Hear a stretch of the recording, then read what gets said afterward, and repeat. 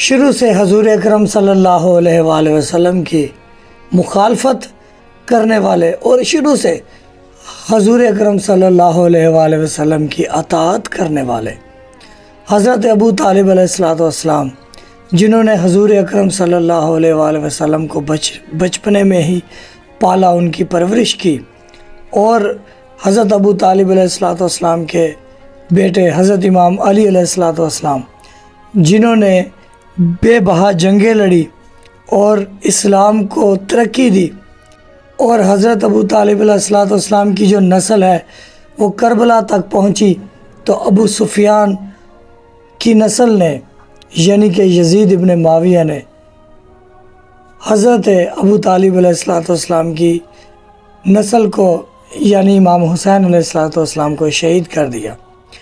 اس video میں ہم رسول اکرم صلی اللہ علیہ وآلہ وسلم کا بڑا دشمن بتانے جا رہے ہیں، جو کہ مسلمان بھی ہو چکا تھا، اور یہ بتانے والے شیعہ نہیں ہیں۔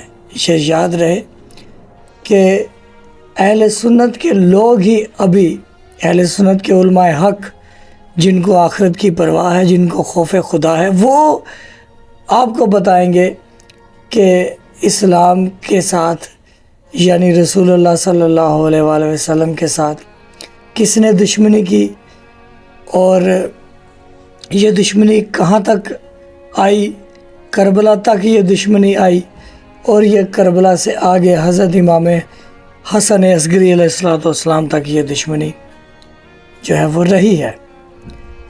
تو یہ ویڈیو دکھانے والے ہم اہل سنت کے مولانا صاحب علماء حق، جو کہ ابو سفیان کے بارے میں بتائیں گے، یزید کے دادا کے بارے میں۔ تو ویڈیو کا آغاز کرتے ہیں، بسم اللہ۔ 22 سال تک ابو سفیان نے رسول اللہ صلی اللہ علیہ وسلم کو قتل کرنے کے ہزاروں منصوبے بنائے۔ ہدف کیا تھا؟ ایک تو قبائلی عصبیت تھی، اور دوسرا یہ تھا کہ یہ جو تکریم ہے، لوگوں کی محبت کا، عقیدت کا مرکز یہ بنی ہاشم ہیں، ہم کیوں نہیں ہیں؟ اب عقیدت اور محبت کے اندر جو میگنیٹ پاور ہے وہ حسن اخلاق کی ہے، تو یہ اخلاق آشنائی نہیں تھے۔ تو جو لوگ اخلاق آشنائی نہ ہوں، تو جن کا طرز عمل بد اخلاقی ہی سے شروع ہو اور بد اخلاقی پر ہی عروج پذیر ہو، تو مجھے بتایا جائے کون ایسے لوگوں کے قریب آتا ہے۔ اب حضور سید عالم صلی اللہ علیہ وسلم صرف وہ خاندانی بنیادوں پر وہی نہیں، بلکہ نبوی تشریعی اعتبار سے آپ نے اعلان فرما دیا، اللہ تعالیٰ کے ارشاد سے وحی کا نزول شروع ہو گیا۔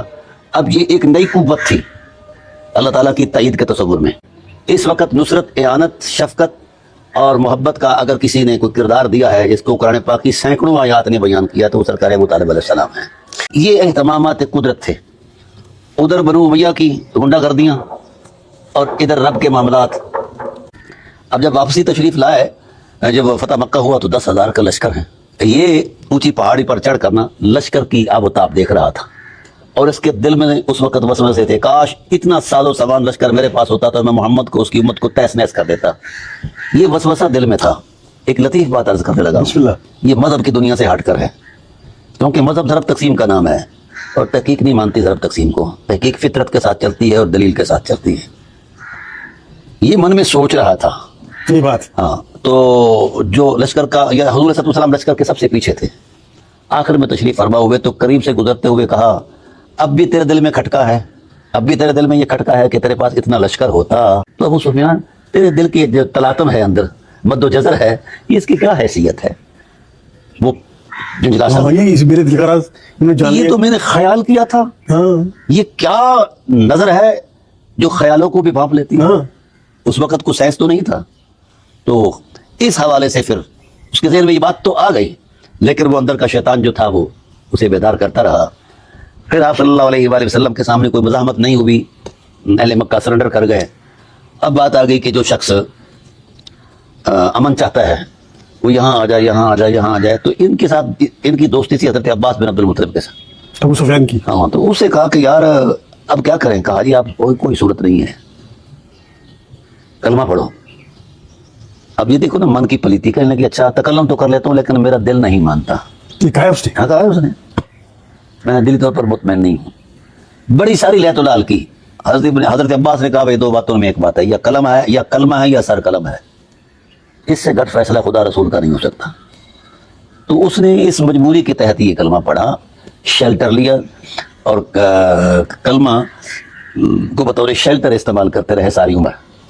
مودودی صاحب سے ایک سوال ہوا, شاید میں نے آپ کے منہ سے سنا ہے, کہ ابو سفیان اور ابو طالب میں فرق کتنا ہے. اس نے کہا کہ ابو سفیان نے جو کچھ اسلام کو دیا ہے وہ دیکھ لو, اور جو کچھ ابو طالب نے دیا ہے وہ دیکھ لو, فرق نظر آ جائے گا. ٹھیک ہے, بہرحال یہ چلو ایک رسمی باتیں ہیں.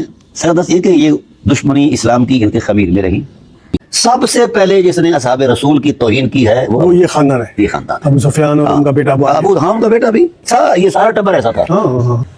تو شاہ صاحب خاصر میں نے یہ جملہ فرسٹ ٹائم سنا ہے ابو سفیان کا, کہ اتنے گھٹیا آدمیوں کو اپنے خلیفہ مان, گھٹیا قبیلے کا آدمی اس کو خلیفہ مان لیا ہے. اور پھر بڑی بات یہ ہے, آج مطلب کوئی صرف پھر کہتا ہے کہ میں خلافت راشدہ نہیں مانتا, تو ہمارے اہل سنت کے علماء کہتے ہیں یہ کافر ہو گیا ہے. ٹھیک ہے, میں نے کہا جی ٹھیک ہے, اس کفر کا آغاز کس نے کیا ہے؟ اگر یہ کفر ہے تو پھر سب سے پہلا جس نے یہ ارتکاب کیا ہے وہ مولویوں کے نانا جان ابو سفیان ہے. تو یہ ویڈیو پارٹ 1 ہے, آپ کو بتاتے چلیں کہ ہم نے اسی ویڈیو کا پارٹ 2 بنانا ہے, جو کہ بات ابو سفیان تک سے آگے جا چکی ہے, معاویہ اور یزید تک یہ بات آئی ہے. تو دوسرے پارٹ میں انشاءاللہ تعالی یہ بتایا جائے گا معاویہ اور یزید کا کردار رسول اکرم صلی اللہ علیہ وآلہ وسلم کے اہل بیت کے ساتھ, ان کے خاندان کے ساتھ معاویہ اور یزید کا کیسا رویہ کردار رہا ہے. یہ ویڈیو میں ہم نے یہ جانا کہ حضور اکرم صلی اللہ علیہ وآلہ وسلم کی مخالفت کرنے والا ابو سفیان بعد میں مسلمان ہوا, اور مسلمان ہونا بھی اس کی ایک پلاننگ رہی ہے, کہ کیونکہ اس کے پاس دوسرا کوئی راستہ نہیں تھا. اگر وہ کفار رہتا, کلمہ نہ پڑھتا, اسلام قبول نہ کرتا, تو اس کا جائیداد, اس کے جانور, اس کی جو ایک جگہ تھی, اس کی جو مقام تھا, وہ اسے جاتا تھا. تو اس نے کہا کہ میں اپنی سرداری بھی بچا کر رکھوں, اور کیوں نہ میں کلمہ پڑھ لوں, کلمہ پڑھ کر پھر ان کی جڑیں کاٹوں گا. تو اس میں یہ آگے اس کا بیٹا معاویہ اور یزید کتنا کامیاب ہوتے ہیں وہ پارٹ 2 میں دیکھتے ہیں. بتانے والے اہل سنت کے مولانا صاحب ہیں, کوئی شیعہ مولوی نہیں ہے, کیونکہ شیعہ جو ہے وہ تو ویسے ہی ناسبی مولوی یا ناسبی لوگ اہل سنت کے, وہ یہ کہتے ہیں کہ یار یہ تو شیعہ کہہ رہے ہیں, تو شیعہ, کیونکہ ہم شیعوں کی باتیں نہیں مانتے.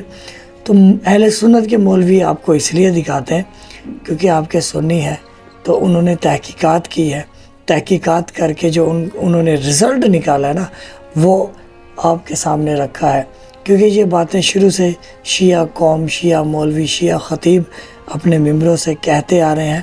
تو یہ جواباً ناسبی مولوی کہتے ہیں کہ شیعہ تو کافر ہے, یہ تو گستاخ ہیں, اور یہ ایسے ایسے شیعہ کو شیعہ تاریخ بتاتے ہیں.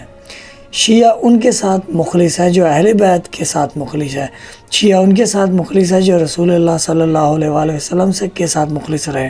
شیعہ ان کے مخالف رہتے ہیں, ان کو نہیں مانتے, جو رسول اور اہل بیت علیہ السلام کو نہیں مانتے, جو ان کے مخالف رہے.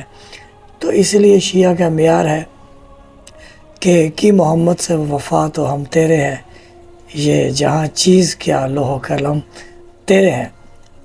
درود لا تعداد ہو سرکار عالم, سرکار رحمت للعالمین کی ذات پر.